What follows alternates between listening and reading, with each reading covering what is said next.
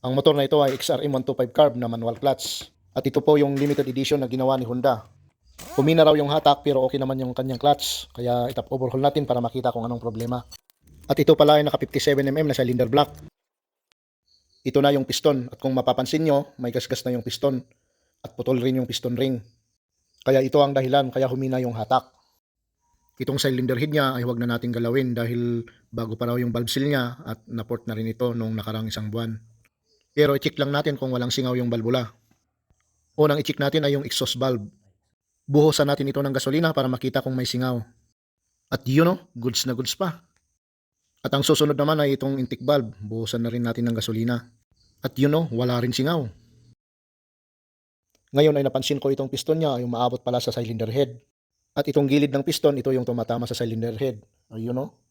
Kaya mag-ingat po tayo sa binibili nating cylinder block na 57mm. Dapat yung subok na at lubog yung piston kapag stuck yung cylinder head natin. Ito na yung bagong piston na 57mm.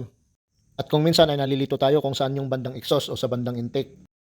Meron naman siyang sign pero hindi ko alam kung anong itinuturo niyan, kung intake or exhaust. Para sigurado ay check natin gamit ang ating caliper.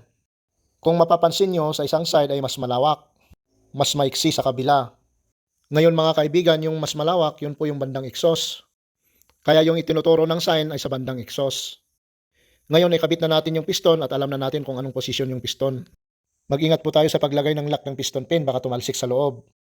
Kaya harangan po natin ng tila para hindi papasok sa loob kung sakaling tumalsik po ito. At ito na rin yung bagong cylinder block na 57mm. At bago natin isalpak, ay lagyan muna natin ng langis. Pagkatapos natin may salpak yung cylinder block, ilagay natin yung timing chain guide. Mukhang maganda yung nakuha ni sir na cylinder block. Nakalubog po yung piston. At pwede na ito kahit hindi na tayo mag-double cylinder head gasket. Bago natin ilagay yung cylinder head, ilagay muna natin yung cylinder head gasket. At ito na yung malupit na diskarte para hindi po tayo mahirapan sa pag-timing ng cam sprocket. Bago ilagay yung cylinder head, ay ilagay na natin yung cam sprocket. Siguraduhin pong nakatap yung piston at nakatiming din doon sa bandang magneto. At ang timing mark ng cam sprocket ay dapat nakatutok doon sa bandang cylinder head. At sigurado po yan, pagkatapos natin may lagay yung cylinder head ay tama po yung timing. At pati itong cams niya ay dapat nakatap dead center din. At ngayon ay salpak na natin yung cylinder head. At tignan nyo naman, tamang-tama yung timing.